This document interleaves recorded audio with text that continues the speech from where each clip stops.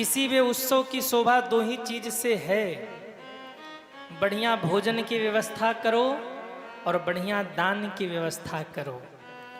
घर में बेटा बेटी का विवाह हो, बेटे का जन्मदिन हो, शादी का सालगिरह हो, तो भंडारे की जिम्मेदारी दरिद्र आदमी को मत देना, नहीं तो वो साग पत्ता ही खिला के मारेगा सबको। भंडारे की जिम्मेदारी ऐसे राजा व्यक्ति को देना कि आपके सामर्थ्य के अनुसार वो बढ़िया व्यवस्था करे, ताकि जो भोजन करने वाले लोग हैं वो तृप्त हो करके जाएं। और दान की व्यवस्था, जो अपना आप लोग बैग पकड़ाते हो ना, वो किसी लिच्चड़ आदमी को मत पकड़ा देना, नहीं 500 के जगह 50 और 5 निकालेगा। आपको 500 देना है तो वो 50 रुपये निपटा दो इतने में ही। और शादी विवाह में बेचारे पंडित जी लोगों के साथ तो बहुत ही बेकार होता है। और जगह तो 500-500 की गड्डी उड़ा देंगे, लेकिन जब पंडित जी की बारी आई तो 50 वाला नोट संभाल के रखेंगे, 10 वाला संभाल के रखेंगे। बोले बारी बारी निकालना है ना, आराम से निकालते रहेंगे कि किसी में से। किसी भी उत्सव में, किसी भी फंक्शन में दान और भोजन की खूब बढ़िया व्यवस्था करिए। जितना भगवान ने आपको सामर्थ्य दिया उसके अनुरूप बढ़िया से बढ़िया व्यवस्था करिए। नंद बाबा ने बड़ा दान किया, बड़ा उत्सव मनाया गया, इतना आनंद हुआ कि आनंद मनाते मनाते 5 दिन कब निकल गए किसी को पता ही नहीं चला। जब छठा दिन आया तो भगवान पालने में लेट रहे, उत्सव हो रहा है। नंद बाबा को याद आया कि इस महीने का मैंने कर नहीं दिया। कंस के यहाँ नंद बाबा कर देने चले गए, सारे ग्वाल बाल उत्सव मना रहे, उधर कंस के यहाँ मीटिंग हो गई। कंस ने कहा मुझे मारने वाला जहाँ कहीं ब्रज क्षेत्र में प्रकट हो चुका है, क्या किया जाए। एक मंत्री ने कहा 1 महीने के भीतर जितने भी बालकों ने ब्रज क्षेत्र में जन्म लिया है ना, सबको मार दिया जाए। कौन मारेगा? तो कन्हैया की मौसी जी आ गई। कौन आ गई? अरे बोलो ना, मौसी जी आ गई। मौसी और बुआ, ये दो इतने जबरदस्त पात्र हैं कि मेन टाइम पे ही एंट्री होती है। मौसी और बुआ दोनों ही मेन टाइम पे आते हैं। अच्छा, घर की माताएं अपनी बहन को लेके झगड़ा करे और घर के पुरुष अपनी बहन को लेके झगड़ा करे। एक पत्नी की बहन, एक पति की बहन, और दोनों में बेचारे वो महाभारत छिड़ रहा। मौसी जी आ गई। कौन है मौसी? वैसे गोहदा के लोग ऐसे नहीं हैं, हम आप लोगों की बात नहीं कर रहे, हम तो उधर अपने बनारस वनारस की बात कर रहे हैं। अब कोई बनारस वनारस का हो यहाँ बैठा तो बुरा मत मानना। कोई है जो बनारस का है यहाँ? नहीं है? चलो बढ़िया है, तब तो बुराई भी तब करो जब कोई सामने ना हो। तो बोले मौसी जी आ गई। कौन है मौसी जी? कंसेन प्रहिता घोरा पूतना बाल घातिनी। कंस के मित्र की बहन है, नाम है पूतना। कंस की बहन नहीं है, कंस के मित्र की बहन है, पर कंस इसको अपना बहन मानता है। क्यों? एक बार पूतना को गुस्सा आया, अपनी बेटे को पटक के मार दिया। जब अपने बेटे को पटक के मार दिया तो कंस ने तुरंत कहा हमें रक्षा बांधो, तुम हमारी बहन लायक हो। हम अपने भांजे को मार रहे, तुम अपने बेटे को मार रही, तो हम दोनों भाई बहन अच्छी जोड़ी जमेगी। एक बार काम करो, रक्षा सूत्र बांध दो, तुम हमारी बहन, हम तुम्हारे भाई।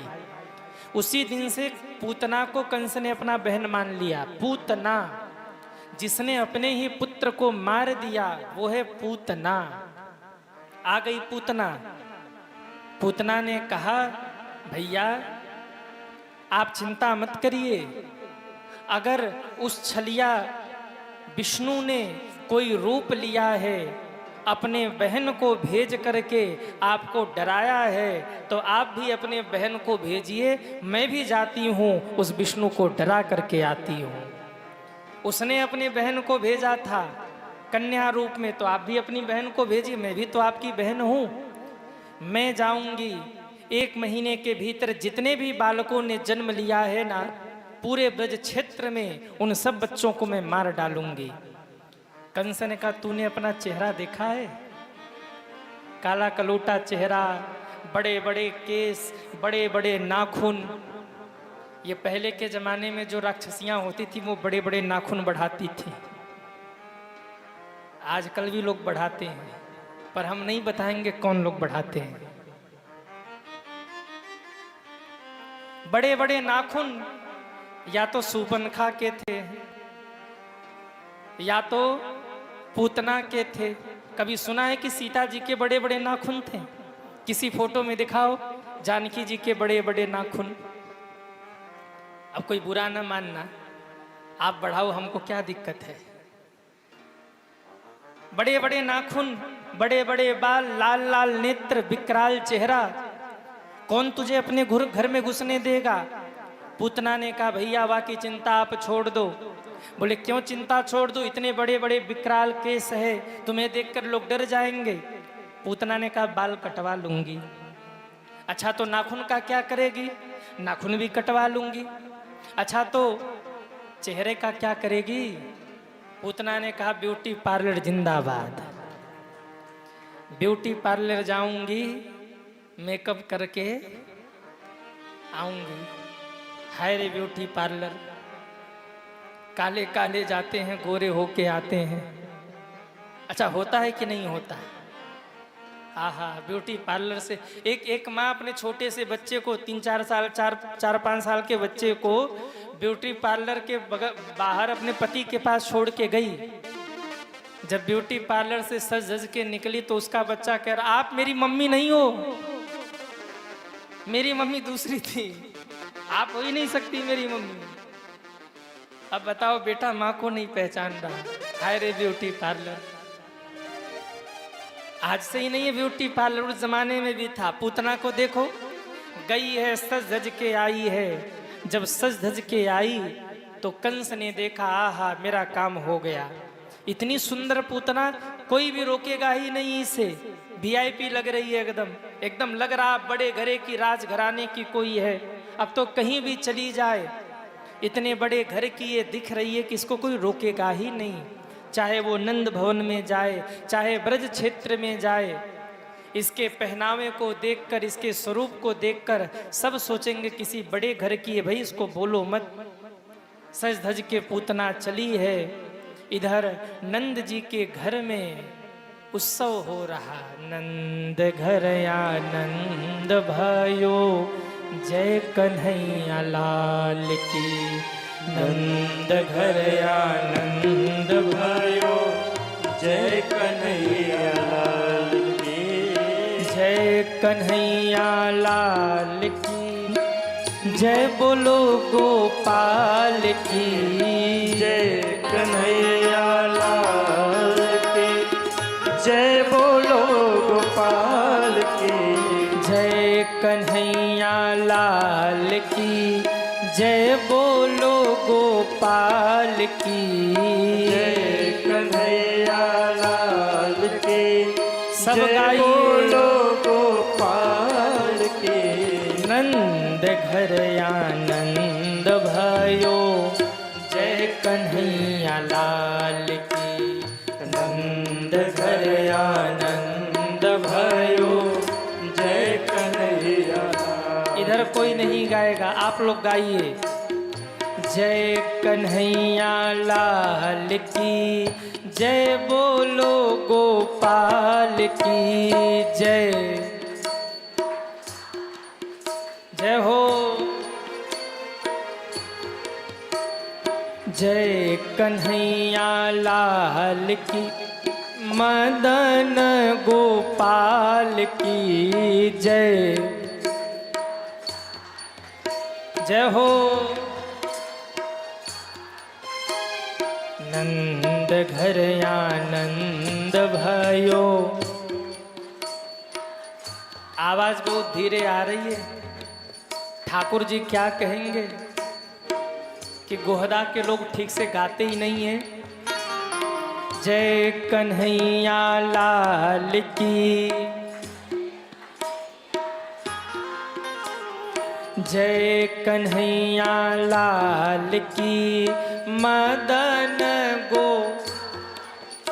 ओ जय कन्हैया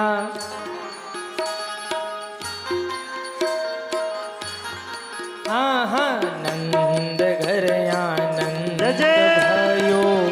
जय कन्हैया लाल की घर आनंद भयो। जय कन्हैया लाल की। जय कन्हैया लाल की। जय कन्हैया लाल की। मदन गोपाल की। मदन गोपाल की। आ गई पूतना। नंद जी के आंगन में पलना है, पलना में ललना है। ललना को झूला झुला रही बैठी मैया यशोदा है। पीछे से पूतना ने आवाज लगाया, यशोदा बहन बधाई हो। बधाई हो। यशोदा जी ने कहा कौन आ गया भाई। पीछे मुड़ करके देखा तो खूब बन करके श्रृंगार करके पूतना खड़ी थी। यशोदा मैया ने कहा हाय राम, ये कितनी सुंदर है। भगवान मन ही मन मुस्कुराए, वाह मैया वाह, श्याम सुंदर गोदी में खेल रहे हैं और तुझे जगत की सुंदरता अच्छी लग रही है।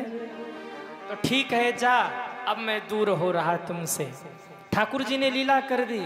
यशोदा मैया ने पूतना से पूछा भी नहीं कि तू कौन है।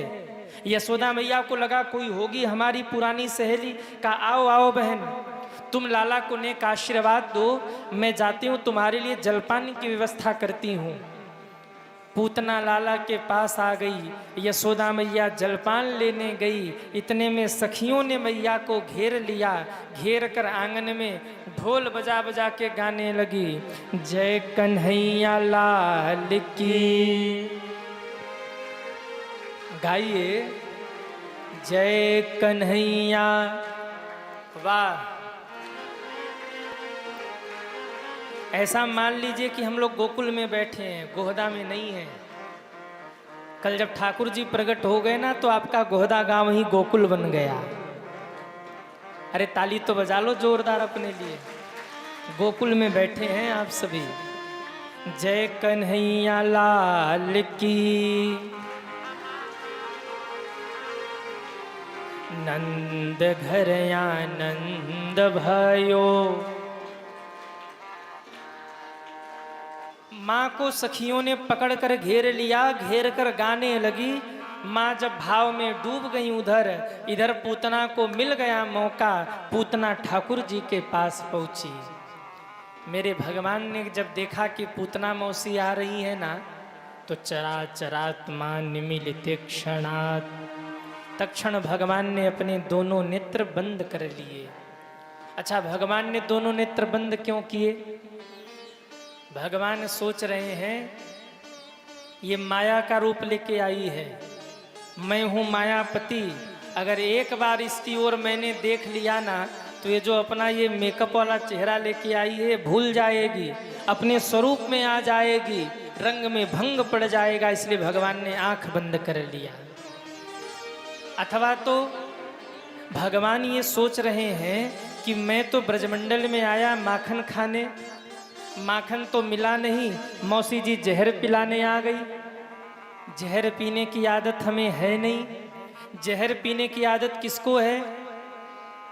कहिए ना, भोले बाबा को। सो ठाकुर जी आंख बंद करके कर्पूर गौरम करुणावतारम संसार सारम भुजगेंद्रहारम, शंकर जी को बुला रहे, भोले बाबा आइए मेरे मुख में बैठ जाइए। जब मौसी जी हमें जहर पिलाए ना, तो जहर जहर आप पी जाइएगा, दूध दूध मैं पी जाऊंगा।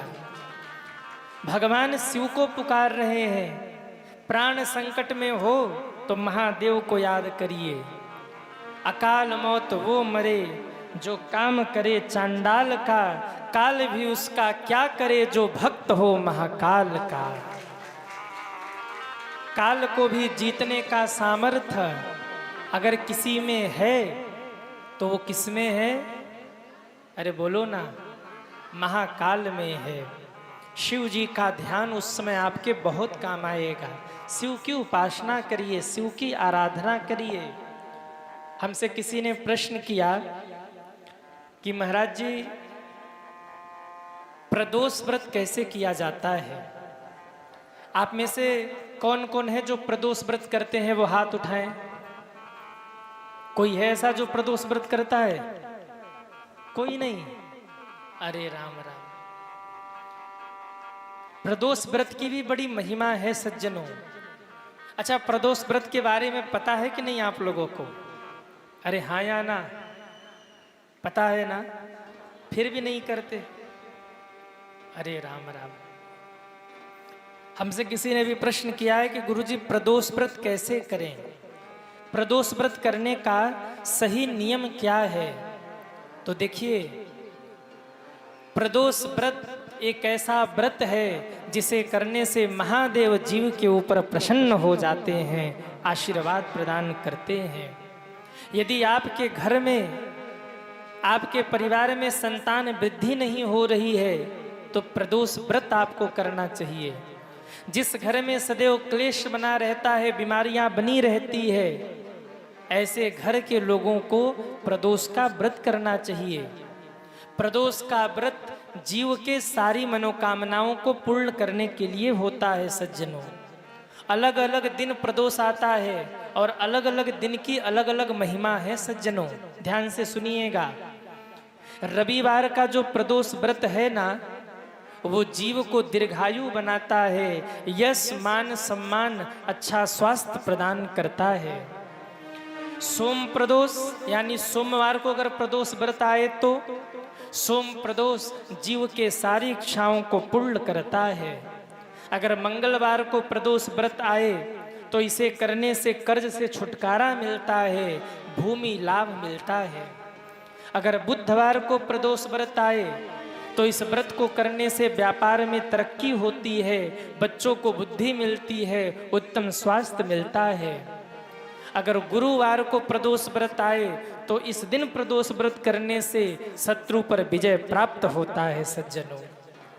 अगर शुक्रवार को प्रदोष व्रत पड़े ना तो इसे करने से वैवाहिक जीवन में सुख शांति आती है। अगर शनिवार को प्रदोष व्रत पड़े तो इस दिन प्रदोष व्रत करने से संतान की प्राप्ति, नौकरी व्यापार में स्थिरता और सबसे बड़ी बात शनि दोष से मृत्यु मिलती है, शनि दोष से मुक्ति मिलती है सज्जनों।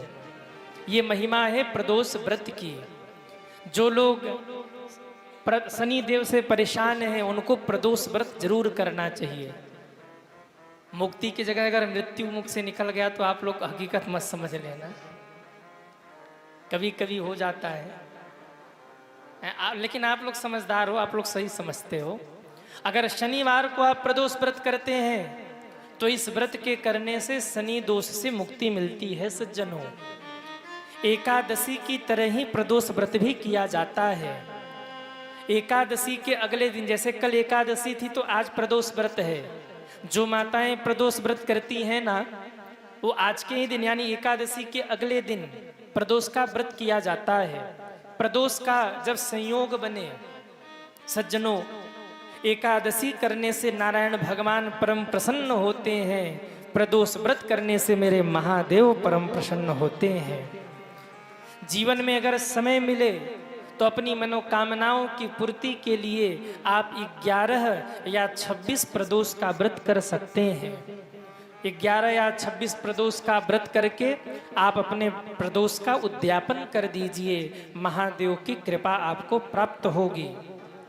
अगर आप प्रदोष व्रत नहीं कर सकते तो ध्यान से सुनिए, यदि आप प्रदोष व्रत नहीं कर सकते तो प्रदोष वाले दिन शाम के समय प्रदोष काल में आप महादेव के मंदिर जाइए। महादेव के मंदिर जाकर 1 लोटा जल 5 बिल्वपत्र महादेव को अर्पित करिए। प्रदोष व्रत करने का फल आपको प्राप्त हो जाएगा। ये महिमा बताई गई शिव महापुराण में प्रदोष व्रत की सज्जनों। प्रदोष व्रत कैसे करें, इसका नियम क्या है, ध्यान से सुनिए। प्रत्येक माह में 2 प्रदोष आता है। प्रत्येक माह में 2 प्रदोष आता है। प्रदोष व्रत वाले दिन को व्रती को श्वेत वस्त्र धारण करना चाहिए सज्जनों। प्रदोष व्रत में एक ही समय भोजन किया जाता है, शाम के पूजन के बाद में।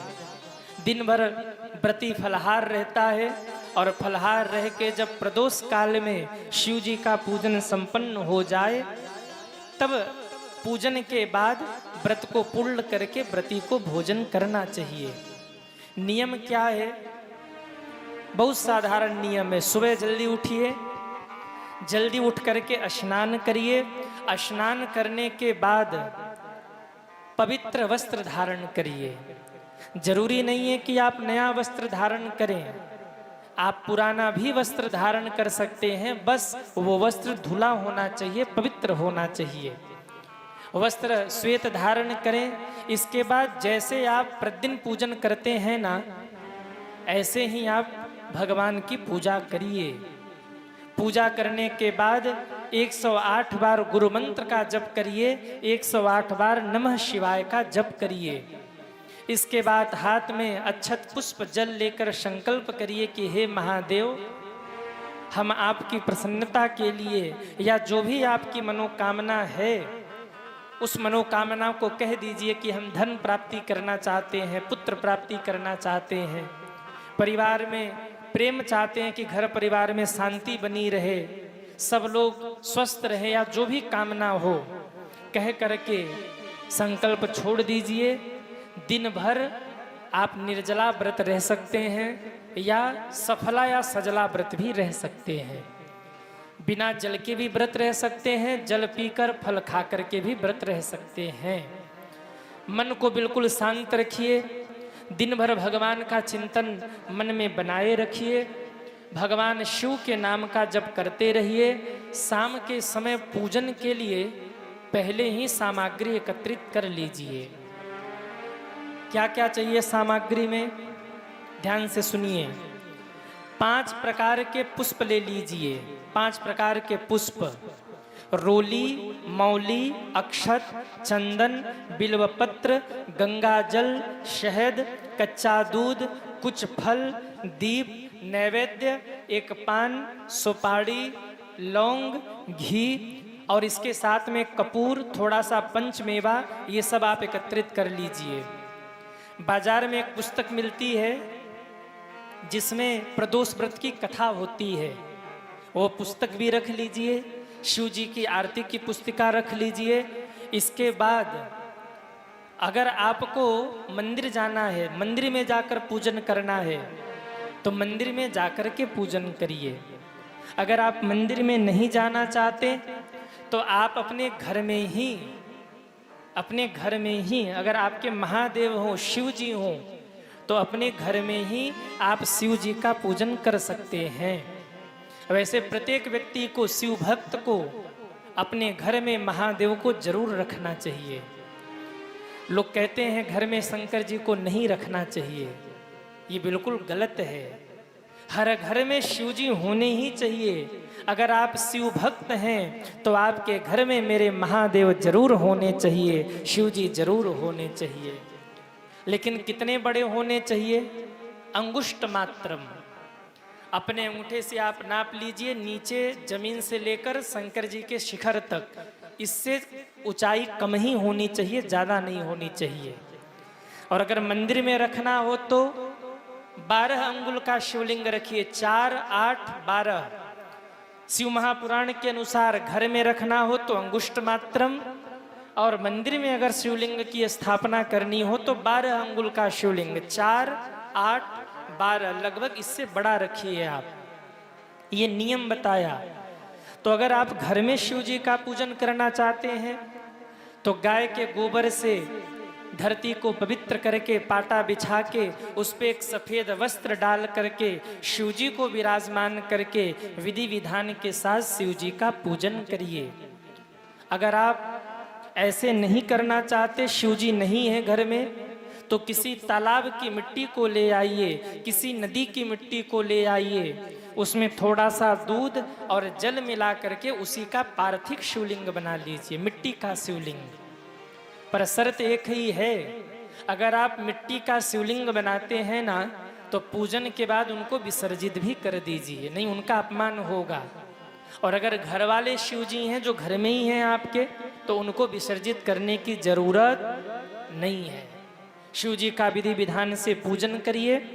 पूजन करने के बाद सज्जनों उनको भोग लगाइए, आरती करिए, उन पे पुष्प आदि अर्पित करिए। देखिए प्रदोष का जो समय होता है ना, प्रदोष के पूजन का समय जो होता है वो सूर्यास्त से 1.5 घंटे पहले से शुरू होता है और सूर्यास्त के कुछ मिनट बाद तक होता है। तो ऐसे समय में ही आप सबको प्रदोष का जो पूजन है, महादेव का जो पूजन है वो करना चाहिए। पूजन करके शिव जी की आरती करिए।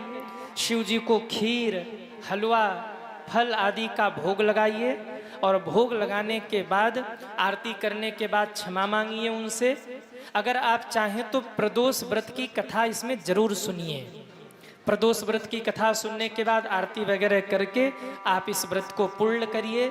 महादेव से क्षमा मांग करके वही जो प्रसाद है आप पा करके अपने व्रत को पूर्ण करिए। इसके बाद आप भोजन कर सकते हैं। ये प्रदोष व्रत का नियम बताया गया है। इसके लाभ क्या है? अगर आप प्रदोष व्रत करते हैं ना, तो घर में भूत प्रेत की बाधा हो, घर में कोई उपली निचली बाधा हो, घर में कोई अला बला हो, संतान सुख, धन, वैभव या कलह आदि हो, जितनी भी समस्या है प्रदोष व्रत करने से शिव महापुराण का कहना है सारी समस्याओं का समाधान हो जाता है। ये प्रदोष व्रत की महिमा बताई गई सज्जनों। प्रदोष व्रत करने वाले के ऊपर निश्चित ही महादेव की कृपा होती है। आप 1 वर्ष तक, 3 वर्ष तक, 11 वर्ष तक या आजीवन भी प्रदोष व्रत कर सकते हैं। अभी आपके शक्ति सामर्थ्य के ऊपर है। तो जो व्रती हैं, जो प्रदोष व्रत रहते हैं, इस प्रकार से प्रदोष व्रत रहे। सबके ऊपर बाबा महादेव कृपा करे। बोलिए शंकर भगवान की जय हो। भगवान ने नेत्र बंद किए। नेत्र बंद करके भगवान शिव का ध्यान कर रहे। हे महादेव आइए, जहर पिलाने आई है मौसी जी। जब जहर पिलाएं तो जहर आप पी जाना, बाकी हम देख लेंगे। और मौसी जी को निपटाना कब है, मारना कब, ये सब हमारी जिम्मेदारी। बस जहर से हमें बचा लीजिए। चराचरात्मा निमिलित क्षणात्। अथवा तो भगवान ने आंख बंद किया, मानो पूतना को दिखा रहे हम डर रहे। बालक होता है ना, अपनी माँ की गोद में जाए तो हंसता है, प्रसन्न होता है, और दूसरे के गोद में जाना हो तो थोड़ा ठिठक जाता है, थोड़ा सा आंख बंद करके डरने का बहाना करता है। भगवान आंख बंद कर रहे, मानो इशारा कर रहे हैं कि मौसी जी मैं डर रहा हूं। बाल लीला कर रहे भगवान। पूतना ने ठाकुर जी को गोद में उठाया। गोद में उठा करके पूतना ने ठाकुर जी को जहर पिलाना शुरू किया। वाह रे ठाकुर जी। भगवान कहते हैं पत्रम पुष्पम फलम तोयम, जो भी दो वो मैं स्वीकार करता हूं। आज ये बात सिद्ध हो गई। भगवान ने जहर पिया। जहर पीने के बाद भगवान ने दूध पिया। दूध पीने के बाद भगवान पूतना के प्राण खींचने लगे। जब भगवान पूतना के प्राण खींचने लगे, पूतना कांप गई है, अपने रूप में आ गई है, आकाश की ओर भागी है, कन्हैया को फटकार रही, लाला छोड़, लाला छोड़। भगवान हंस के बोले मौसी जी मैं पहले कभी किसी को पकड़ता नहीं हूँ, और जिसको पकड़ लेता हूँ बेड़ा पार करके छोड़ता हूँ, बीच में नहीं छोड़ता। जब भगवान ने देखा कि पूतना ब्रज क्षेत्र से बाहर निकल रही है, उसी समय भगवान ने प्राण खींचे हैं। पूतना धम्म से धरती पर गिरी, प्राण निकल गए। बोलिए पूतना मर्दन भगवान की जय हो। जय जय श्री राधे। जय जय श्री राधे। दोनों हाथ उठा के जय जय श्री राधे श्याम। पूतना गिर के मर गई। लाला पूतना के ऊपर खेल रहे हैं। जैसे ही पूतना गिर के मरी, सारे ब्रजवासियों को लगा लाला कहाँ गए, लाला कहाँ गए। एक ने कहा वो ले गई पूतना। सारे ब्रजवासी दौड़े, जाकर देखा पूतना गिर के मरी हुई है, लाला उसके ऊपर खेल रहे हैं। किसी की हिम्मत नहीं हो रही कि पूतना के ऊपर से लाला को उतारे। इतनी भयंकर राक्षसी, सब सोच रहे अगर जग गई तो हमको भी मार डालेगी, इसलिए कोई नहीं जा रहा। पर वाह रे यशोदा मैया, दौड़ पड़ी यशोदा मैया, जाकर लाला को यशोदा के ऊपर से उतारा है। मुड़कर वापस आई है, फिर पूतना की ओर देख के कहती अरे राम राम, इतनी बड़ी पूतना। उसी पूतना के ऊपर से लाला को उतार कर लाई है। तब पूतना को नहीं देखा, तब लाला दिख रहे थे। पर जब लाला सुरक्षित हो गए तब पूतना दिख रही। अरे राम राम, इतनी बड़ी पूतना। क्यों? ये माँ है। जब बेटा बेटी पर संकट हो ना, तो माता पिता बड़े से बड़े समस्याओं से भी जूझ जाया करते अपने बच्चों को बचाने के लिए। किसी पंछी को देखना, आप तो गांव में रहते हैं, यदा कदा आपको यह सौभाग्य मिलता होगा कि प्रकृति का आप दर्शन करें। कभी कोई सांप जब किसी पिंजड़े में घुसता होगा, किसी घोंसले में घुसता होगा, छोटी सी चिड़िया अंत तक ये प्रयास करती है कि मैं उस सांप को पिंजड़े से भगा दूं। होता है कि नहीं? जबकि पंछी को पता है कि उसकी सांप की एक थपाट उसके जीवन को समाप्त कर सकता है, परंतु फिर भी वो सांप से भी लड़ जाती है। छोटी सी गौरैया बड़े से बड़े बाज पक्षी से भी लड़ जाती है अपने बच्चे को बचाने के लिए। ये माँ का हृदय होता है। माता पिता का हृदय इतना विशाल है जिसको कभी नापा नहीं जा सकता। माँ अपने बच्चे के लिए क्या कुछ नहीं करती। अनुभव करिए, घर में सब सो रहे हो, बच्चा जग गया हो ना, तो आधी रात को माँ कंधे पर ले करके छत पे घूमती रहती है कि मेरे बेटे को नींद आ जाए। घर में सब सो रहे हैं, पर एक माँ होती है बच्चे को कंधे पर थपकी दे दे के घूम रही है, सो जा सो जा सो जा। कभी लोरी सुनाती, कभी थपकी देती है कि मेरे बेटे को नींद आ जाए। एक माँ रात भर जगती है कि मेरे बेटे को नींद आ जाए। एक पिता एक एक रुपए जोड़ जोड़ करके बेटे को पढ़ाता है कि मेरा बेटा पढ़ लिख करके बड़ा आदमी बन जाए। खुद के लिए कपड़ा कम खरीदेगा, खुद के लिए एक चप्पल कम खरीदेगा, लेकिन अपने बच्चे की इच्छा वो जरूर पूरी करता है। बच्चों को ये बात समझनी चाहिए सज्जनों। आजकल के बच्चे माता पिता को कह देते हैं कि आपने मेरे लिए किया ही क्या है। अरे भाई, एक माँ क्या कुछ नहीं करती एक बच्चे के लिए, एक पिता क्या कुछ नहीं करता अपने बच्चों के लिए, लेकिन वहीं बच्चे अपने माता पिता को गाली देते हैं, उल्टा सीधा बोलते हैं कि मेरे माँ बाप ने मेरे लिए किया ही क्या है। एक माँ क्या कर सकती है? कैसे कैसे वो बच्चों का पालन पोषण करती है। मैं कई बार कहता हूँ, फिर एक बार मैं कहूँ, घर में दो बेटे हों, एक ही रोटी हो, रोटी के दो टुकड़े करती है, दोनों बच्चों को खिला देती है और खुद ये कहकर सो जाती है कि मुझे भूख नहीं है, वो पात्र माँ होती है। वो पात्र माँ होती है। जब बच्चे बड़े होते हैं ना, तो माँ बाप को वृद्धाश्रम भेज देते हैं। मेरा निवेदन है, अपने माँ बाप का आदर करिए, अपने माँ बाप का सम्मान करिए, उनको वृद्धाश्रम मत भेजिए। कई कई बच्चे अपने माँ बाप को मारते तक भी हैं। मेरा निवेदन, अपने माँ बाप को मारिए मत, वो देवता है, उनका सम्मान करिए। सज्जनों, एक माँ का हृदय होता है, लाख गाली सुनने के बाद भी अपने बेटे को वो दुआ ही देती है। एक माँ थी जिसके केवल एक नेत्र थे। जब उसका बेटा पढ़ लिख कर बड़ा हुआ ना, तो वो सदैव माँ को अपमानित करता था। माँ मेरे सामने मत आया करो, आपके एक आँख है, एक नेत्र आपके नहीं है। मुझे बहुत गुस्सा आता आपको देखकर। माँ ने बेटे के सामने आना तक बंद कर दिया। घर में सबको बुरा लगता था कि ये बेटा ऐसा क्यों बोल रहा, पर वो सदैव माँ को गाली देता था, उल्टे सीधे शब्द कहता था। सज्जनों, एक दिन माँ की मृत्यु हो गई। जब माँ की मृत्यु हुई ना, तो माँ रोती रही कि मेरे बेटे को एक बार बुलाओ, पर बेटा अंतिम समय में भी माँ से मिलने के लिए नहीं आया। क्यों? वो माँ से चिढ़ता इसीलिए था क्योंकि माँ के एक ही नेत्र थे। माँ एक ही नेत्र से दुनिया देखती है। बेटा मिलने तक नहीं आया।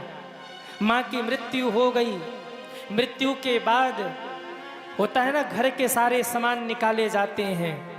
जिस समय माँ के सारे सामान को निकाला जा रहा था, उसका बक्सा खाली किया जा रहा था, उसी बक्से में नीचे एक पत्र पड़ा था जिसमें माँ ने अपने आंसुओं से कुछ लिखा था। बेटे ने वो पत्र खोला एकांत में जाकर, और जैसे ही बेटे ने वो पत्र पढ़ना शुरू किया, पछाड़ खा के गिरा, दहाड़ मार मार करके अपने माँ के लिए रोने लगा। जानते उस पत्र में क्या लिखा था? जब जब वो बेटा माँ को डांटता था, गाली देता था, तब तब वो माँ आती थी, पत्र को लेकर बैठ जाती थी, कुछ सोचती रहती थी, फिर वो पत्र बक्से में रख के बंद कर देती थी। उस माँ ने मरने से पहले उस पत्र में रो रो के लिखा था, मेरे लाल, तू मुझसे इसीलिए ईर्ष्या करता है क्योंकि मेरे एक आँख नहीं है, लेकिन तुझे नहीं पता कि जो मैं एक आँख से एक नेत्रों से दुनिया देखती हूँ ना, इसके पीछे कुछ और ही कारण है। आगे माँ ने लिखा था, मेरे लाल, जब तुम छोटे थे ना मेरे पुत्र, तब तुम खेल रहे थे, खेलते खेलते तुम गिर पड़े थे, तुम्हारी एक आँख फूट गई थी। जब डॉक्टर के पास मैं तुम्हें रोते हुए लेकर पहुंची, तो डॉक्टर साहब ने कहा, आपके बेटा है ना, इस बेटे के एक आँख की रोशनी चली गई, अब ये एक ही आँख से देख सकता, ये दोनों नेत्रों से नहीं देख सकता।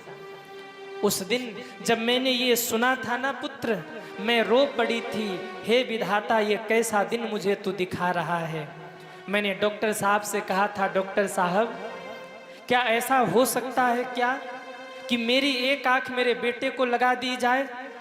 डॉक्टर ने कहा, अगर आप नेत्र दान करें तो ये हो सकता है।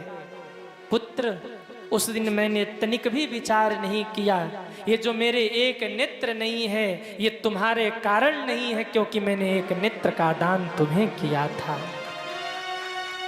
केवल इसलिए किया था कि मेरी तो जिंदगी बीत गई, अभी तुम्हारा पूरा जीवन बाकी है। मैं एक नेत्र से भले देख लूं, पर मेरा बेटा दोनों नेत्रों से देखे। बेटे, मैंने तुम्हारे लिए अपने एक नेत्र तक दान कर दिए, और तुम मुझे जीवन भर गाली देते रहे, तुम मुझसे जीवन भर ईर्ष्या करते रहे। जैसे ही ये पत्र पढ़ा, वो बेटा पछाड़ खा के गिरा है, हिलकी ले ले करके रो पड़ा है। माँ को याद करके रोया, पर अब तो माँ जा चुकी थी। सज्जनों, माँ माँ होती है। जब तक घर में माँ हो, घर भरा भरा लगता है। जब घर में माँ होना ना होना तो घर खाली हो जाता है। एक बड़ा प्यारा भाव, एक बच्चा जब देखता है कि मेरी माँ अब नहीं रही इस दुनिया में, घर खाली हो गया, तो वो बच्चा रोके कहता है, भले ही भरल पूरल पूरा परिवार लागता हो, परिवार लागता, एको माई बिना दुनिया अन्हार लागता। एको माई बिना दुनिया अन्हार लागता। एको माई बिना घरवा अन्हार लागता। एको माई बिना घरवा अन्हार लागता। पूरा परिवार लागता हो, परिवार लगता एक माई बिना घरवा अन्हार लागता।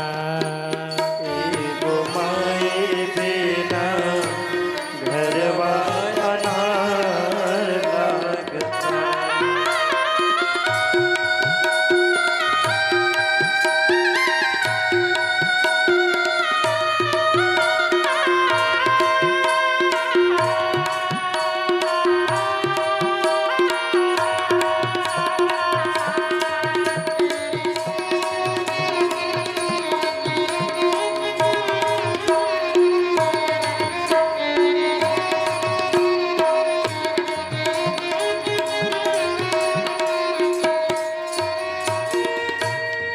कह के करा के बोलाई हमार कहवा बाई माई, कह के करा के बुलाए हमारे कहवा पारे वो माए। बेटा सोचता है। आज के पहले जब मैं घर में आता था तो पहले माँ को बुलाता था, माँ दौड़ के आती थी, पर अब तो मेरी माँ रही ही नहीं, मैं किसको बुलाऊं। कि कह के करा के बुलाई हमार कहवा पानी माई, कह के करा के बुलाए हमारे कहवा पारे माए। तोहरा ममता के हमारा, तोहरा ममता के हमरा दरकार लागता। एगो माई बिना घरवा अन्हार लागता। एगो माई बिना घरवा अनार लगता। एगो माई बिना घरवा अन्हार लागता। एगो माई बिना घरवा अनार लगता। एगो माई बिना घरवा अन्हार लागता। एगो माई बिना घरवा अनार लगता। घरवा अनार लगता। घरवा अनार लगता। भले ही भरल पूरल पूरा अरे परिवार लागता। एगो माई बिना घरवा अन्हार लागता। कह के करा के बुलाई हमार कहाँ बाणी माई। कह के करा के बुलाई हमार कहाँ बाणी माई। तोहरा ममता के हमरा के दरकार लागता हो, दरकार लागता। एगो माई बिना ई घरवा अन्हार लागता। एगो माई बिना घरवा अनार लागता। माँ माँ होती है। अगर भगवान ने आपको माता पिता दिए हैं उनका सम्मान करिए। जब माता पिता नहीं रहते ना तो वहीं घर सूना लगता है। जब तक पिता की छत्र छाया सिर पे है उनका आदर कर लीजिए।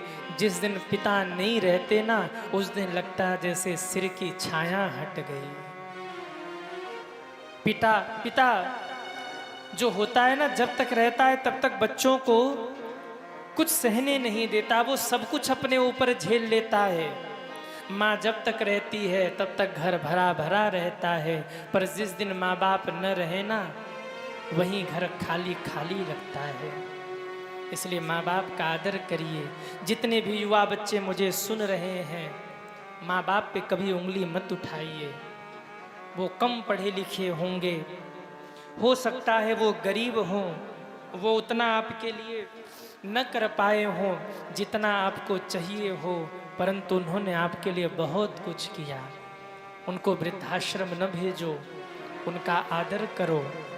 अगर बुढ़ापे में एक पिता एक माँ आपको 10 गाली भी दे रहे हैं ना, तो आप निष्ठा के साथ सेवा करिए।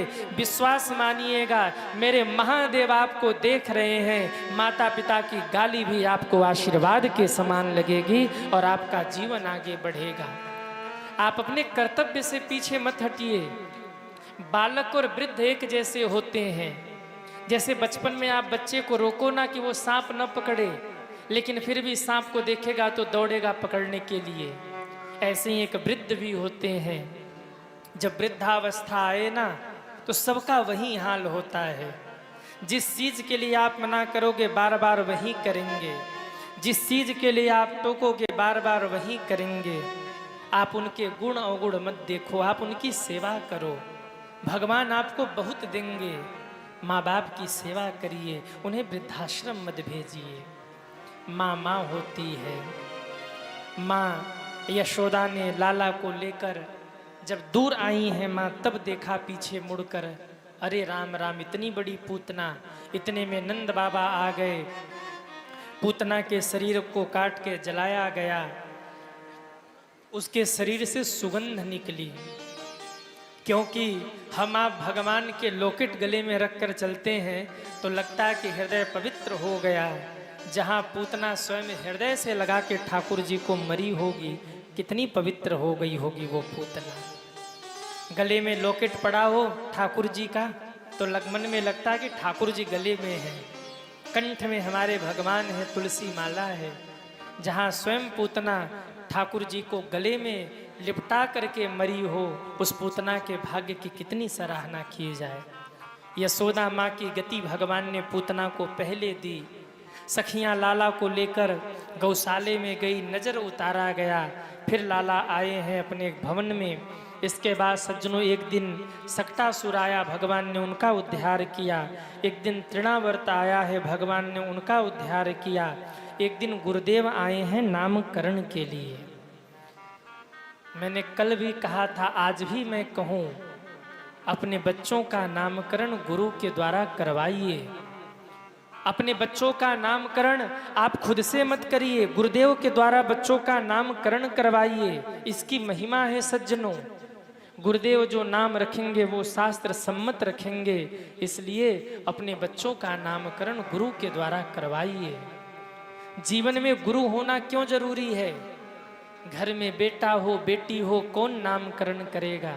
इसलिए गुरुदेव होने चाहिए। और हम तो कहते हैं, बालक जब समझदार हो जाए, 5 वर्ष 7 वर्ष 10 वर्ष 11 वर्ष, जब भी आपको लगे कि बच्चा समझदार हो गया, अब अपना हित और अनहित जान रहा है, अपने बच्चों को गुरुदेव के चरणों में ले जाइए। उसे मंत्र दीक्षा दिलवाकर अपने बच्चों को दीक्षित करवा दीजिए। आपका बच्चा जीवन में बिगड़ नहीं सकता, वो भगवत भक्त ही होगा। लेकिन गलती यह है कि माता पिता स्वयं भगवान से नहीं जुड़े तो बच्चों को कहाँ से जोड़ेंगे। लोगों को लगता है अभी तो बच्चों के खेलने खाने की उम्र है, अभी इनको गुरु मंत्र क्यों दिलवाना। पर सज्जनों, गुरु मंत्र की उम्र बचपन की है। बच्चे कच्ची मिट्टी के समान होते हैं।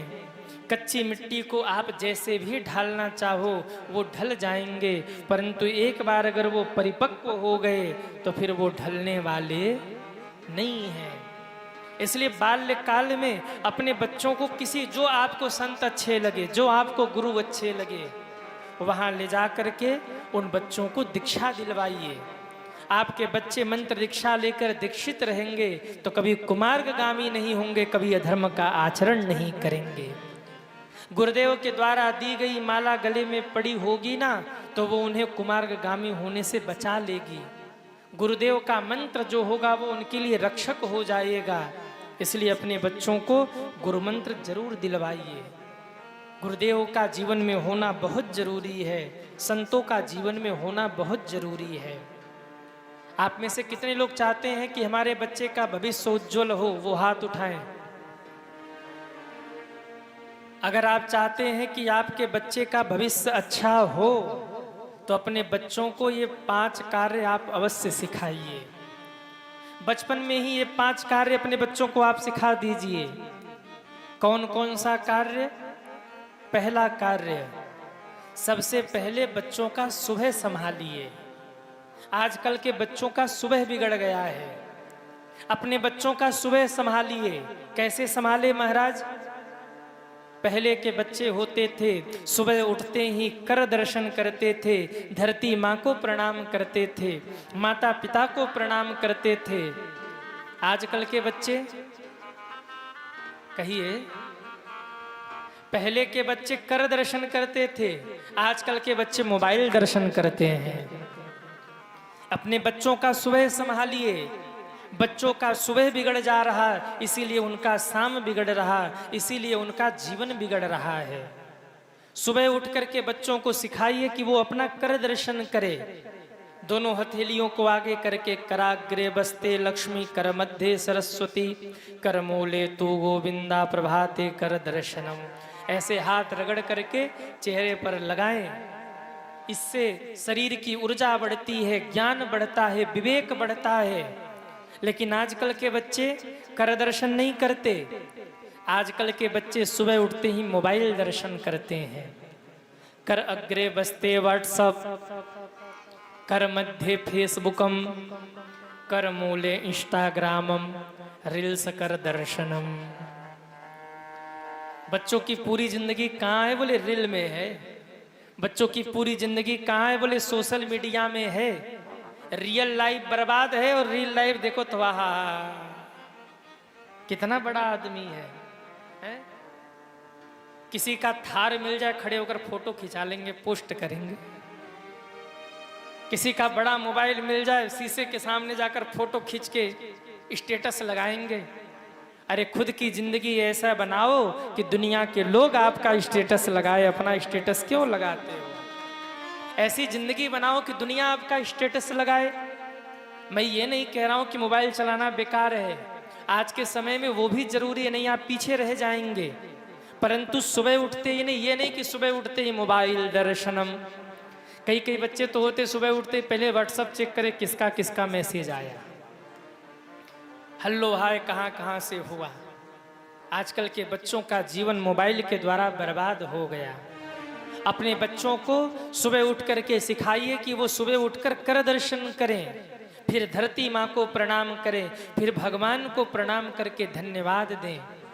धरती माँ को प्रणाम करके कहे, हे माँ आपके ऊपर मैं दिन भर चलूंगा, कहीं मेरे चलने से आपको कोई कष्ट हो तो मुझे क्षमा करिएगा। ये संस्कार हैं। कितने माँ बाप ने बच्चों को ये सिखाया? हाथ उठाइए, हाथ उठाइए। कितने माँ बाप ने सिखाया अपने बच्चों को? नहीं सिखाएंगे, नहीं सिखाएंगे। क्यों सिखाएंगे? ये तो अच्छी बात है ना। अच्छी बात क्यों सिखाएंगे बच्चों को? मेरा निवेदन है, एक तो ब्राह्मण बालक हूँ, दूसरे कथावाचक हूँ, तीसरे व्यासपीठ पर बैठा हूँ। दे लो अपने बच्चों को संस्कार, ये समय है। नहीं तो वो दिन दूर नहीं, आपके बच्चे आपको ही मार के घर से बाहर निकालेंगे एक दिन। उस दिन फिर रोने के सिवाय कुछ बचेगा नहीं। इसलिए दे लीजिए संस्कार, उनको बताइए बेटा सुबह उठ के कर दर्शन किया करो, फिर धरती माँ को प्रणाम किया करो, फिर भगवान को प्रणाम किया करो, फिर माता पिता को प्रणाम किया करो। इसके बाद फिर अपनी दिनचर्या शुरू किया करो। पहला कार्य ये सिखाइए। दूसरा कार्य, अपने बच्चों को एक लिमिट में मोबाइल दीजिए। आजकल के माँ बाप अपने बच्चों को मोबाइल देकर बेफिक्र हो गए हैं। उनको नहीं पता कि यही मोबाइल आपके बच्चे के जिंदगी को बर्बाद कर रहा है। एक लिमिट बनाइए कि 1 घंटे से ऊपर मोबाइल नहीं मिलेगा आपको, वो भी एक उम्र के बाद। स्वच्छंद छोड़िए, पहले नहीं। जब आपका बच्चा 22, 23, 24 वर्ष का हो जाए तब उसे स्वच्छंद छोड़िए। इसके पहले आपके बच्चे के मोबाइल में कोड नहीं लगा होना चाहिए। अगर कोड लगा है तो उस कोड का क्या अंक है वो आपको पता होना चाहिए। माँ बाप को ये पता होना चाहिए कि मेरे बच्चे की मोबाइल में जो कोड लगा है, कोड संख्या क्या है। अगर माँ बाप को ये नहीं पता है और बच्चे छुपा रहे हैं ये बात, तो मुझे क्षमा करना, आपका बच्चा कुमार्गामी हो गया है। मेरी बात बुरा लगेगी आपको तो मुझे क्षमा करना, परंतु ये सत्य है। अपने बच्चों के भीतर ये साहस प्रदान करिए कि वो आपके साथ खुल के रह सके। मोबाइल उतने समय के लिए उन बच्चों को दीजिए जितना जरूरी हो, एक लिमिट के लिए। तीसरा कार्य, अपने बच्चों को सुबह उठ करके हनुमान चालीसा का पाठ करना सिखाइए। कितने बच्चे हैं युवा लोग जो सुबह उठ के हनुमान चालीसा का पाठ करते? हाथ उठाइए। कोई नहीं, 2-4 लोग। अच्छी बात है, सुबह उठ करके हनुमान चालीसा का पाठ करना उनको सिखाइए। रात को सोने से पहले उन बच्चों को हनुमान चालीसा का पाठ करना सिखाइए। हनुमान चालीसा और गीता ये बहुत बड़ी शक्ति है। विदेशों में गीता पर, हनुमान चालीसा पर आज भी शोध हो रहा है और भारत के बच्चे जिनको आसानी से ये मिला है वो इनको भूल गए हैं। ये कितने दुर्भाग्य की बात है। अपने बच्चों को हनुमान चालीसा का पाठ करना सिखाइए। चौथा काम, अपने बच्चों को समय का महत्व समझाइए। वो अपने मित्रों के साथ 4-4 घंटे बाहर घूम रहे हैं और आपको खबर ही नहीं है कि हमारा बच्चा कहाँ गया है। याद रखिए, आज के समय में बच्चों का सबसे बड़ा दुश्मन कौन है? कौन है? आज के समय में बच्चों का सबसे बड़ा दुश्मन उनके माता पिता हैं। सबसे बड़ा हितैषी कौन है? वो नालायक मित्र जो कहता ले तू भी खैनी खा, हम खा रहे तू भी खा। सबसे अच्छा मित्र वो है, सबसे हितैषी वो है। और सबसे दुश्मन कौन है? सबसे बड़े दुश्मन कौन है बच्चों के? जो माँ बाप बच्चों को सदाचरण सिखाते, अच्छे आचरण सिखाते हैं। अपने बच्चों को समय की कीमत समझाइए। बेटा, ये उम्र जो तुम्हारी निकली जा रही है ना, इस उम्र में कुछ अच्छा कर लो, नहीं तो उम्र निकलने के बाद चाह के भी व्यक्ति अच्छा नहीं कर सकता। अगर धन चला गया तो फिर लौट के आ जाएगा। अगर वस्त्र नहीं है तो कल को खरीद लोगे, भूखे हो तो कल को भोजन कहीं न कहीं से मिल भी जाएगा। परंतु अगर समय तुम्हारे जीवन से चला गया तो ये समय लौट करके आने वाला नहीं है। अपने बच्चों को समय की कीमत समझाइए। मित्रों के साथ अगर घूम रहे हैं तो उन मित्रों की भी सुध लीजिए कि उनके मित्र हैं कैसे।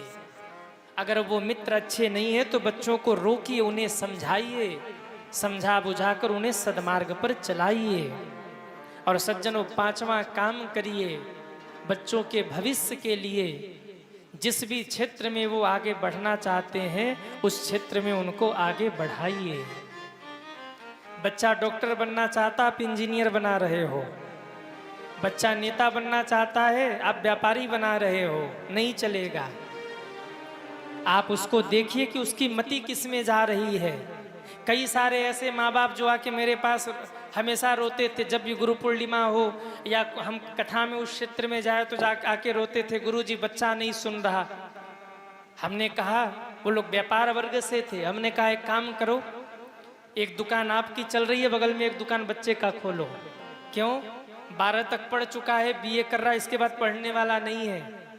इधर उधर घूमने से अच्छा दुकान पे बिठा दो, सही दिशा उसे दे दो। मेरे कहने का मतलब आप समझना। आज वो बच्चे अपनी जिंदगी में अच्छा कर रहे हैं और अगर माँ बाप ने छोड़ दिया होता तो बर्बाद हो जाते। मेरे कहने का मतलब, समय रहते बच्चों को सही मार्गदर्शन करिए। ये बात मैं इसलिए कह रहा हूँ कि देश के युवाओं को देखकर बड़ी पीड़ा हो रही है मन में। देश के युवा मार्ग भटक रहे हैं, माता पिता का सम्मान नहीं कर रहे, गलत मार्गों पर जा रहे, नशे में मस्त हैं। बताइए, मेरे जानने में एक बच्चा है जो 15 वर्ष की अवस्था में 5 बार जेल जा चुका है। 15 साल की उम्र में 5 बार जेल, और चोरी भी ऐसी करता है, वो जो एडजस्ट फैन लगा होता है ना, वो हवा बाहर फेंकने के लिए, घर की गर्मी बाहर फेंक दे, उस एडजस्ट फैन को तोड़ के घर में घुस जाता। एक बार तो उसी में फंस गया था बेचारा, पुलिस वाले पकड़ के ले गए। अब 15 साल की जिंदगी में जो 5 बार जेल गया हो, उसकी क्या स्थिति होगी आप समझ लीजिए। ऐसे समय में युवा देश के भविष्य है, इनको बचाना बहुत जरूरी है सज्जनों। अपने बच्चों को ये 5 चीज सिखाइए, ये 5 कार्य सिखाइए, और इसके साथ साथ अपने बच्चों को संस्कार दीजिए। धन कमाने के साथ साथ ऐसा संस्कार दीजिए कि बच्चे बुढ़ापे में आपका सहारा बन जाए, न कि आपको वृद्धाश्रम पहुंचा दें। ऐसा संस्कार दीजिए कि बच्चे आपको अपमानित करने के पहले सोचें, आपको वृद्धाश्रम ले जाने से पहले सोचे। ऐसा संस्कार उन्हें दीजिए। ये संस्कार आएगा आपके द्वारा, इसलिए अपने बच्चों को समझाइए, सिखाइए, बताइए और उनके भविष्य को सुधारिए। बोलिए भक्तवत्सल भगवान की जय हो। बात समझ में आई? अरे हाँ या ना? कितने लोगों को बात समझ नहीं आई? हाथ उठाओ। अच्छा, बढ़िया है। नहीं समझ में आई? बढ़िया है। ये बात समझने की है सज्जनों। आज बच्चों को आप संभालेंगे नहीं तो कल को आपके बच्चों का तो भविष्य बिगड़ेगा, आपका भी बिगड़ जाएगा। उनको संस्कारवान करिए। गुरुदेव आए हैं, दोनों बच्चों का नामकरण हुआ। एक दिन मेरे प्रभु ने माटी खाई, मुख में माँ को पूरे ब्रह्मांड का दर्शन कराया। फिर धीरे धीरे भगवान माखन चुराने लगे। पूरे ब्रज को ठाकुर जी आनंद देते हैं। एक दिन माँ ने गुस्से में आकर उखल से बांध दिया। सोई भगवान ने यमलार्जुन के वृक्षों को तोड़ करके नलकूबर मणिग्रीव का उद्धार कर दिया। बोलिए कृष्ण कन्हैया लाल की जय हो। इसके बाद सज्जनों, यशोदा मैया नंद बाबा लाला को लेकर के वृंदावन चले गए। वहाँ भगवान बछड़ा चलाने जाने लगे। वहाँ अघासुर मारे भगवान ने, बकासुर मारे। ब्रह्मा जी के संदेह को नष्ट किया। एक दिन कालिया नाग आकर के यमुना जी में बैठ गया। सोई भगवान ने कालिया नाग को मार पीट के निकाला और ताता थैया करके कालिया नाग पे नृत्य किया। कालिया नाग को सद्बुद्धि प्रदान किया। आपके कर्म में जब कालिया नाग आके बैठ जाए, कलुषता आकर के बैठ जाए, तो कृष्ण को ले आओ। कृष्ण आपके जीवन के कलुषता को समाप्त करेंगे। इसके बाद भगवान ने चीर चुराया। गोपियां निर्वस्त्र होकर स्नान करती थी। 8 कार्य है जो निर्वस्त्र होकर नहीं करना चाहिए। स्नानम दानम होमम गमनम भुजम। स्नान, दान, भोजन, शयन, पूजन, दान, तीर्थ, ये सब हवन, ये सब शरीर पर वस्त्र होना चाहिए।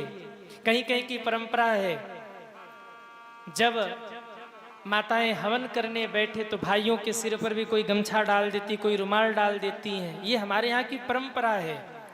गोपियां निर्वस्त्र होकर स्नान करती थी। भगवान ने चीर चुराकर उन्हें शिक्षा दी कि कभी भी किसी भी नदी में, सरोवर में या घर में भी वस्त्र धारण करके ही स्नान करना चाहिए, नहीं तो वरुण देवता का अपमान होता है।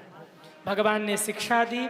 इसके बाद सज्जनों, एक दिन सुंदर इंद्र के पूजन की तैयारी चल रही थी। सो भगवान ने इंद्र के पूजा की जगह गोवर्धन भगवान के पूजन की घोषणा कर दी। बोलिए गोवर्धन भगवान की जय हो। अब गोवर्धन भगवान के पूजन की तैयारी चल रही है। एक प्रश्न और आया था जिसका मैं उत्तर आपको दे दूं। प्रश्न ये था कि 12 अगस्त को सूर्य ग्रहण लगने वाला है, तो किसी ने पूछा कि इसमें क्या क्या सावधानी रखें, क्या क्या करें, क्या क्या न करें। तो सभी ध्यान से सुनिए। 12 अगस्त को सूर्य ग्रहण लगने वाला है, ये सत्य है, परंतु सूर्य ग्रहण का प्रभाव अपने भारत में नहीं पड़ेगा, ये भी सत्य है। सूर्य ग्रहण लगने वाला है, परंतु सूर्य ग्रहण का कोई भी प्रभाव अपने भारत में नहीं पड़ने वाला है। विदेशों में पड़ेगा, भारत में नहीं, क्योंकि 12 अगस्त को जो सूर्य ग्रहण लग रहा है ना, वो सूर्य ग्रहण रात के समय में लग रहा है। रात में सूर्य हमारे यहाँ दिखाई नहीं देते, तो रात में लग रहा है, इसलिए न तो सूर्य ग्रहण का कोई प्रभाव है न तो सुतक पातक लगेगा। इसलिए सूर्य ग्रहण तो लग रहा है, पर किसी को चिंतित होने की जरूरत नहीं, कोई सावधानी नहीं रखनी है, क्योंकि न तो सुतक काल लगेगा न तो ग्रहण का यहाँ कोई असर पड़ेगा। इसका असर विदेशों में दिखाई देगा, भारत में इसका कोई असर नहीं है। कैलेंडर में कई लोग 12 अगस्त सूर्य ग्रहण देख करके प्रश्न कर रहे थे कि गुरुजी क्या करें, कब है सूर्य ग्रहण, क्या सावधानी रखें। तो आप लोग बिल्कुल निश्चिंत रहिए, 12 अगस्त को सूर्य ग्रहण तो लग रहा है, परंतु अपने भारत में इसका प्रभाव, अरे बोलो ना, नहीं है, तो आपको डरने की जरूरत नहीं है। फिर भी यदि कोई मन में भ्रम हो तो जो गर्भवती माताएं हैं वो भगवान श्री कृष्ण का स्मरण करके ही विश्राम करें। कृष्णाय वासुदेवाय हरे परमात्मने, इस मंत्र का उच्चारण करके रात्रि में विश्राम करें, उससे भगवान श्री कृष्ण उनके गर्भ की रक्षा करेंगे। वैसे कोई प्रभाव नहीं है, आपको निश्चिंत रहने की जरूरत है। बोलिए भक्तवत्सल भगवान की जय हो। भगवान ने देखा कि इंद्र के पूजन की तैयारी चल रही है, तो भगवान ने कहा कि हमारे भगवान इंद्र नहीं हैं, हमारे भगवान तो गोवर्धन भगवान हैं। इसलिए हम सब इस बार गोवर्धन भगवान की पूजा करेंगे। आइए हमारे साथ सब गोवर्धन की तलहटी में चलें और गोवर्धन भगवान का पूजन करें। बोलिए गोवर्धन भगवान की जय हो। श्री गोवर्धन महाराज महाराज, तेरे माथे मुकुट विराज रहो। श्री गोवर्धन महाराज, सब गाइए। महाराज तेरे माथे मुकुट विराज रहो। श्री गोवर्धन महाराज महाराज, तेरे माथे मुकुट विराज रहो। श्री गोवर्धन महाराज महाराज, तेरे माथे मुकुट विराज रहो। सभी दोनों हाथ ऊपर करके ताली सेवा करते हुए हरि बोल। जय हो।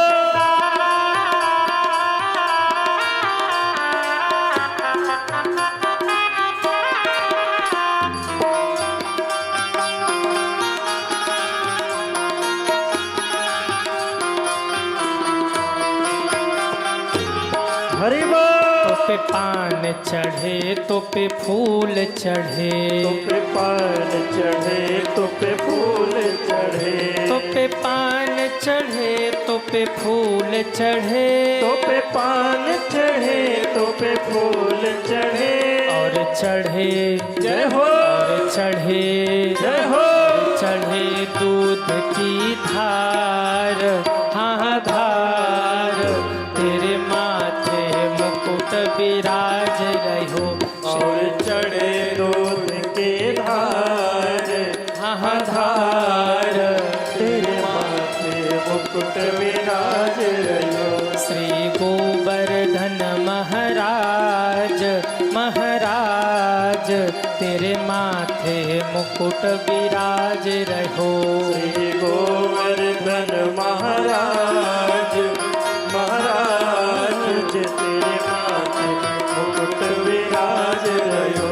तेरे माथे मुकुट विराज रहो। तेरे माथे मुकुट विराज रहो। तेरे माथे मुकुट विराज रहो।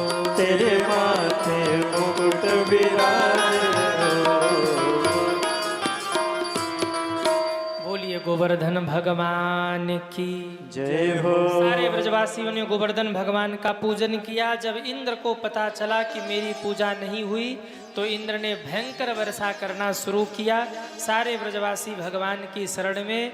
और भगवान ने 7 वर्ष के कन्हैया ने 7 दिन और 7 रात तक 7 कोस के गिरिराज पर्वत को बाएं हाथ की कनिष्ठिका उंगली के नखुन के अग्रभाग पर धारण करके रखा।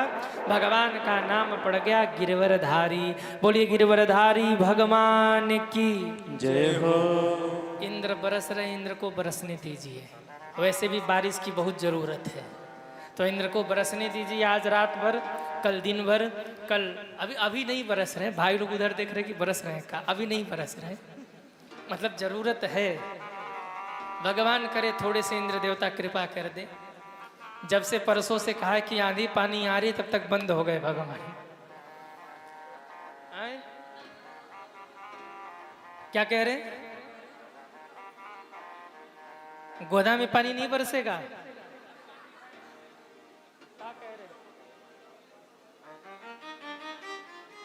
अरे जोर से बोलिए, गोदा में। हम अभी नहीं समझे। अच्छा, गोदा में पानी न बरसे, हम नहीं समझ पा रहे हैं। नहीं, ऐसा भी कुछ आप नहीं बोल रहे विदेशी भाषा की हम ना समझे, पर आपकी आवाज़ हमारी तक साफ पहुंच नहीं रही। तो वैसे तो रिकॉर्ड है कि जब जब हम हर साल आते हैं तो बनारस से बारिश लेके ही आते हैं। इस बार भी आए तो बारिश लेके आए थे कि नहीं? अरे हाँ या ना? तो जब जब हम बनारस से आए हैं, आपसे बताएं, इस बार जब घर से निकल रहे थे, इतनी बारिश की दौड़ करके गाड़ी में बैठना पड़ा। घर से 4 कदम निकल के गाड़ी बैठने में भीग के, इतनी भयंकर बारिश, और रात से ही बारिश हो रही थी। आधे रास्ते तक बारिश हुई, फिर इधर आया तो बारिश बंद है, लेकिन फिर आने पर फिर बारिश हुई। तो भगवान की कृपा है। भागवत भगवान कथा जब भी आपके गोहदा में आती है, तब तब आपके गोहदा में बारिश जरूर होती है। बोलिए भक्त वत्सल भगवान की। तो इंद्र बरस रहे हैं, बरसने दीजिए। अब कल देखते हैं कि आगे क्या होता है। पुनः मिलेंगे 7 बजे, शाम के 7 बजे। तब तक के लिए सभी दोनों हाथ जोड़िए और हमारे साथ बोलिए, कथा विसर्जन आज के सुनहु वीर हनुमान। राम लखन सीता सहित